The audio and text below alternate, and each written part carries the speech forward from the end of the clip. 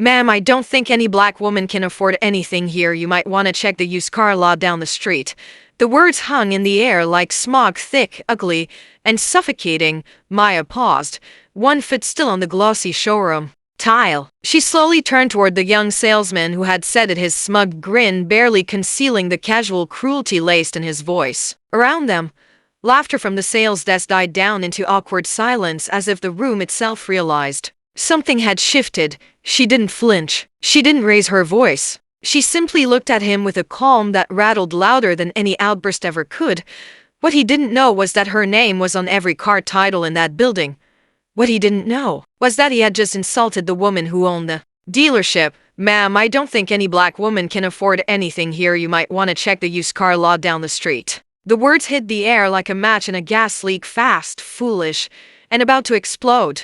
Maya Johnson blinked once, calmly, not in surprise, but in disappointment. She had heard versions of that sentence before. Sometimes it was more subtle, hidden behind fake smiles and tight-lipped greetings. Other times it was outright, like this moment where a man stood between a row of polished German sedans and luxury SUVs and decided, based on her skin, her sneakers, and her sweatshirt, that she didn't belong. The young salesman didn't even seem to realize what he'd said. His grin was lazy, almost friendly, like he was doing her a favor. His hair was slicked back with too much gel, his name tag read Chad, and his ego walked 2 steps ahead of him. Maya slowly stepped onto the dealership floor, her sneakers making no sound on the glossy tiles. She glanced at the polished Porsche on the left, then at the platinum trim Mercedes to her right. Her expression didn't change, but inside, something clicked. Not rage, not even offense, just a quiet calculation. The kind of stillness that happens right before a storm. Excuse me? She said softly. Chad gestured vaguely with a clipboard. We just get a lot of people window shoppers, you know? The cars in this lot start at about $80,000. But if you're seriously looking, there's a great used dealership right past the light. I think they have some Toyotas, and thank you. Maya cut him off with a smile. It was the kind of smile that could freeze a volcano. She stepped past him and walked deeper into the showroom. Chad glanced at the receptionist, who shrugged like she wanted nothing to do with what was coming. Maya wandered slowly between rows of high-end vehicles. Her fingers ran along the hood of a brand-new Audi S8. She paused by the matte black G-Wagon, eyeing the details with professional precision. The salespeople watched her now, curious, some whispering, a few amused. They thought they were seeing someone out of place, but she wasn't. She owned the place. 15 years ago, Maya had started her automotive career handing out flyers on street corners, pitching oil changes and tire rotations for a tiny local garage in South Memphis. No degree, no fancy internship, just grit, curiosity, and an unmatched work ethic. She studied business at night and shadowed mechanics during the day, learning everything from engine layouts to financing structures. A decade later, she owned 4 garages. Then she acquired a struggling used lot and flipped its profits in under 2 years. One day, a man tried to sell her a busted van and walked away, having sold her his entire dealership. Now, standing in the heart of Fairview Auto Plaza, she was the majority owner of the property and its inventory. She just hadn't announced it yet. Today wasn't meant to be a statement. She had stopped by to check in on the operations quietly, without fanfare or entourage. She liked to see how her staff really behaved when they didn't know she was watching. Well, now she knew. Chad had retreated to his desk, laughing with another rep and throwing glances her way. She ignored him. Instead, she strolled toward the front desk, where a nervous receptionist adjusted her headset. I'd like to speak to the general manager, please, Maya said politely. The receptionist hesitated. Do you have an appointment? No, Maya replied, but I'll wait. The receptionist nodded, slightly confused. Okay, I'll let him know. Maya took a seat on one of the showroom couches. It was too firm, too white, and the air smelled like overpriced cologne and lemony polish. She crossed her legs, pulled out her phone, and began scrolling through her email. Greg Simmons, the general manager, took 23 minutes to appear. When he finally emerged from his glass-walled office, he walked like a man used to being in charge. His tan was artificial, his teeth suspiciously perfect, and his suit hugged his frame like it had been vacuum sealed. He looked around for a moment, before finally walking up to Maya. You're the one asking for me? He asked, half amused, as if the thought baffled him. I am, Maya said with a calm nod. Well, I don't usually step in unless it's a larger purchase. Our sales staff handles the day-to-day. Did you need help applying for financing or? He trailed off. Seeing her expression didn't change. No, I had some questions about how your team engages with customers, particularly women, or perhaps women who don't walk in wearing designer handbags. Greg tilted his head, a flicker of realization crossing his features. He looked toward Chad, then back at her. Look, ma'am, we treat everyone the same. If there was a misunderstanding, I'm sure it wasn't personal. Maya smiled.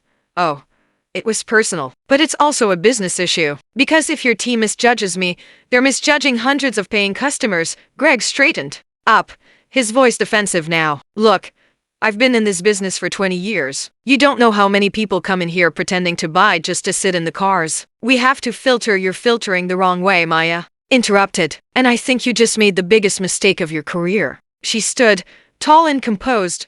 Do you know who owns this dealership? She asked. Greg blinked. Yes, it's part of the Trinity Auto Group, and I report directly to their regional. I am Trinity Auto Group, she said. As of last quarter, I bought majority control. His face drained of color.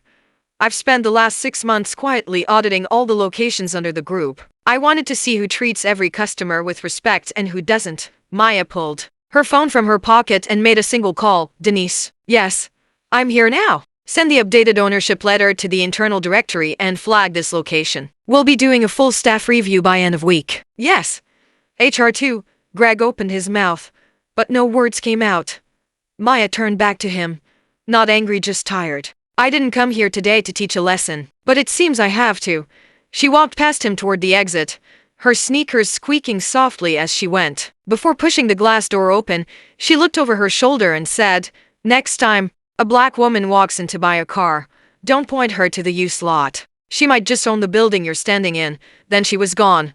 And the showroom had never felt so cold. The sales floor was unusually quiet. The kind of silence that only happens when something or someone disrupts the carefully rehearsed rhythm of polished shoes, practice pitches, and the click of highlighters over lease agreements. Maya sat alone in the corner, on a leather couch that had probably cost more than most of the used cars the dealership pushed on customers like her. She didn't cross her legs. She didn't fidget. She just sat calm, composed, and waiting. But the receptionist kept stealing glances, the kind people give when they're not sure if you're lost, a problem, or invisible. 15 minutes passed. Then 20. Every now and then, a salesman would glance at her and look away. None offered water. None asked if she needed assistance. To them, she wasn't worth the time. She wasn't dressed like money. She wasn't performing wealth. And for them, wealth only came in one flavor. White, male, and obvious. The young salesman who had first spoken to her passed by again, this time not even making eye contact. Then, finally, the office door swung open, and out stepped Greg Simmons. If arrogance had a scent, he wore it like cologne. Tan skin stretched tight from too many afternoons at the golf club, a salt and pepper haircut that looked professionally tousled, and a Rolex he adjusted every few minutes like it was a nervous tick. He walked with the slow swagger of someone who believed every woman wanted to sleep with him and every man wanted to be him. Someone said we had a situation? Greg asked the receptionist without looking at Maya. She gestured with a hesitant nod. The lady over there asked for the manager. Greg turned, finally giving Maya his attention, but only a fraction of it. His smile was tight, polite, and thoroughly performative. The kind of smile given to customers right before offering them something more in their price range. He approached with outstretched hand. Greg Simmons, sales manager here at Fairview Auto. What can I help you with today, ma'am? Looking for a vehicle for yourself or a family member? Maya stood slowly, meeting his handshake with a firm grip. I'm here for something a little more involved. Greg's expression didn't change, but his tone turned slightly impatient. Looking to trade in? Or maybe help someone finance a used model? We've got excellent options across the street at our pre-owned division. Maya's gaze didn't waver. That's the second time someone here has assumed I couldn't afford something new. Greg blinked. I walked in here, she continued, evenly, and was immediately told to try the used lot. No questions, no greeting, just go over there. And now, here you are, doubling down. Greg opened his mouth, probably to smooth talk his way through it, but Maya cut him off with a gentle raise of her hand. I don't need an apology, Mr. Simmons. I need 5 minutes of your attention, and I suggest you take it very seriously. There was something in her tone, something cool, refined, and unquestionably in control. Greg's smirk faltered. He straightened a little, half confused. Maya calmly pulled her phone from her bag. With a few swipes, she opened her contacts and tapped the name Denise. Hi, Denise. I'm at Fairview Auto now. Please send the final transfer documents to my email along with the audit summary and staff evaluations we discussed. Yes, they still don't recognize me. Greg furrowed his brow. I'm sorry, transfer documents? Maya ended the call and looked him in the eye. I'm Maya Johnson. I recently acquired controlling ownership of the Johnson Automotive Group. As of last Thursday, that includes this dealership. Your dealership. The silence that followed was seismic. Greg stared at her like the air had been knocked out of him. No, that can't be, he muttered. We would have been notified. There's no way. I didn't need to notify the sales floor, Maya said. Ownership changes are handled quietly, legally, professionally. She pulled a folder from her tote bag and handed it to him. Inside were 2 signed agreements, one confirming the acquisition of Fairview Auto, and another authorizing a full audit of its sales and hiring practices. Greg's fingers trembled slightly as he flipped through the pages. His eyes darted over signatures, not quite believing what he saw. At the top of the first page, Johnson Automotive Holdings, Inc. Maya crossed her arms, not out of defensiveness but authority. I started in this business washing cars. At a family garage, she said. Then I sold cars, learned financing, studied dealership law, and built something from nothing because people like you never thought I could. But I didn't come here today to remind you what you missed. I came to see how bad the rot really is. Greg swallowed hard, the color draining from his face. Miss Johnson, I apologize. This is just a misunderstanding. Stop. Maya's voice was steel. I watched you dismiss me. I watched you assume. And the worst part, this isn't unusual. It's routine. That's the culture you built here. She stepped closer, just enough to drop her voice a notch. You saw a black woman in sneakers and thought, not serious. You didn't see a leader, a buyer, or an equal. You saw someone you could ignore. Greg said nothing. I'm giving you one chance to keep your job, she continued. That means transparency, humility, and compliance. You're not in charge anymore. I am. Greg stood frozen, folder in hand, looking like a man who'd just been demoted from captain to cabin boy on a ship he thought he owned. Maya turned to leave, but paused at the front desk. She smiled at the receptionist. Thank you for being polite. You'll be getting a raise starting today. Then, with quiet dignity, she walked out the front door, not just as a customer who had been underestimated, but as the new owner who had just flipped the entire dealership on its head. And inside, as the automatic doors closed behind her, Greg Simmons finally sat down at his desk, not with power, but with the creeping dread of a man who had just learned his kingdom had a new queen. An hour later, the glossy hum of Fairview Auto Plaza had gone strangely still. Outside, the cars sat gleaming in the summer sun, sleek lines and sculpted frames reflecting the light like polished chrome dreams. But inside, every sale had been halted, every engine silenced. A thick tension had replaced the buzz of business. The staff had been called in, every last one. From the finance guy who wore loafers with no socks, to the receptionist who loved pink gum and petty gossip, to Greg Simmons, the general sales manager who prided himself on knowing every luxury model spec from memory but hadn't known the name of the woman he'd just dismissed. They sat now in a hastily assembled circle of cold gray plastic chairs. Gone were the smiles, the posturing. Greg fidgeted, stealing glances at the front door. The young salesman, Tyler, the one who told Maya to check the used lot, looked pale, like he'd seen a ghost. He kept his hands clasped tightly in his lap, avoiding eye contact. And then she entered. Maya Johnson no longer wore the hoodie and sneakers. She had changed. Tailored blazer, sleek black slacks, modest heels. Her hair pulled back in a clean twist, exposing the sharp lines of her jaw, and the no-nonsense set of her eyes. She moved with the composed presence of someone used to holding a room in the palm of her hand and crushing it if she needed to. Next to her was Denise, her executive assistant, armed with a leather folder and a look that said she'd seen boardrooms rise and fall. Behind them, a tall man in a blue suit, a corporate attorney, watched silently. That was enough to make Greg's throat tighten. Maya stepped forward. This won't take long, she began, her voice even, controlled. No anger, just ice. But it will be remembered. A beat. Silence. I walked into this showroom an hour ago, and not one of you greeted me like a customer. Not one of you asked how you could help. What you did do was judge me, based on my skin, based on my shoes, based on everything that doesn't matter. Some heads dropped, others stiffened. Maya kept going. I've spent 20 years in this industry, 20 years watching men like you make assumptions about women like me. I started in a garage, handing wrenches to men who called me girl while I fixed their mistakes. I sold cars out of a shed. I worked double shifts to learn financing law inside and out. She took a breath and let her eyes fall on Greg.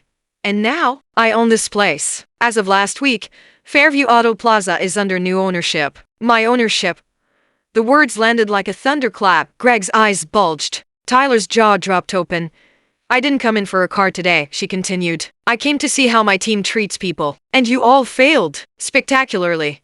She nodded to Denise, who opened her folder and handed out documents. These are new employee expectations. There's a mandatory equity and customer respect training scheduled for next week. Attendance is not optional. Every sale, every bonus, every promotion now depends on how well you treat everyone who walks through those doors.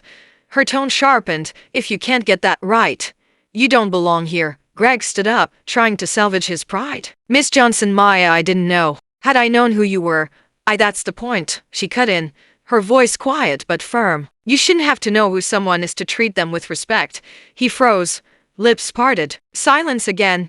Maya walked the circle slowly, making sure. She met each person's gaze. This isn't about me. This is about the next black woman who walks in here and doesn't need to own the building just to get fair service. This is about the immigrant family who comes in speaking broken English and wants a minivan that won't break down. It's about the single dad, the waitress, the college kid with a dream. It's about human dignity. She stopped in front of Tyler.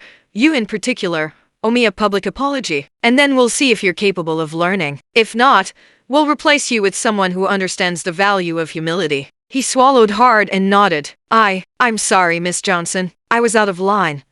You weren't just out of line. You were a walking liability. But everyone deserves one chance. You just used yours. Maya turned back toward the front of the room. I didn't buy this place to keep the lights on. I bought it to rebuild something better. If you want to be part of that, show up. If not, there are the doors. She stepped aside. Denise handed out packets. The lawyer stood tall. The staff sat, stunned. And outside, for the first time that day, the sun didn't just shine off the cars. It reflected off a place that had just changed its engine from profit first to people first. And Maya, she didn't just own the dealership now. She owned the room. The meeting ended. But the ripple had only just begun. Within hours, the whispers started. Greg closed his office door and slammed his phone on the desk, muttering under his breath. Tyler wandered out to the lot like a man lost in fog, unsure whether to pack up his things or pretend like nothing had happened.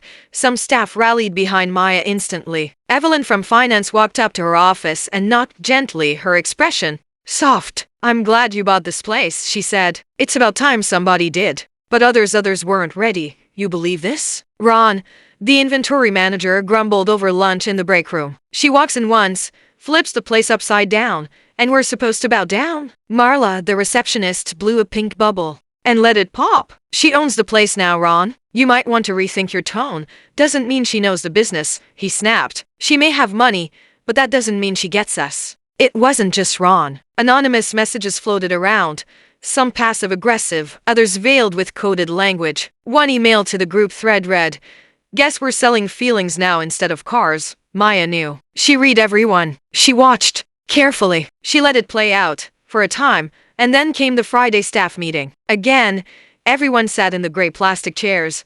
I know change is uncomfortable, she began, calmly, and I know some of you are resisting it. That's fine. You're entitled to your opinions but not to disrespect. She clicked the remote. A slide on the screen showed 2 customer complaints filed that week. Both involved staff dismissing women who came in alone. This is what we're cleaning up. Not your comfort. Your conduct. Greg's face turned red. Maya continued. You want to make money? You want to be the best? Then we lead with service, not assumptions, not attitudes. And with that, she introduced a new sales leaderboard not based just on sales, but on customer reviews and satisfaction. Tyler was now at the bottom. She locked eyes with him. You can climb back up, but it has to be earned. It didn't happen overnight. But it happened. Denise created workshops, some run by experts, others by Maya herself. They weren't dull PowerPoints. They were tough, honest sessions. One week, they examined unconscious bias. The next, they role-played customer service with actors portraying all walks of life. Maya didn't hold back. She told stories about being followed in stores, laughed out of meetings, talked over by men half as qualified. Some staff left. Ron turned in his resignation after a particularly blunt session. "This place isn't for me anymore," he said. "That's true," Maya replied. "It never was." But new faces arrived. A former service advisor from a rival dealership came in after hearing about Maya's vision. A bilingual woman joined the sales team, and her ability to connect with Spanish-speaking customers brought in a surge of business. And Tyler, he started to change. He began staying late not to impress, but to reflect. He asked Denise questions. He volunteered for the community day event Maya launched, helping wash cars for single mothers and veterans. He apologized publicly to a customer he once brushed off. Slowly, trust rebuilt. Maya never praised him early, but when he finally made his first sale in weeks with glowing feedback, she nodded quietly. "Good start," she said. The dealership began to grow, not just in numbers but in culture, in warmth. Customers noticed. They posted online about how welcome they felt, how different the energy was. One review read, "I walked in expecting pressure and prejudice. I walked out feeling seen." Part 6. The awards night 6 months later.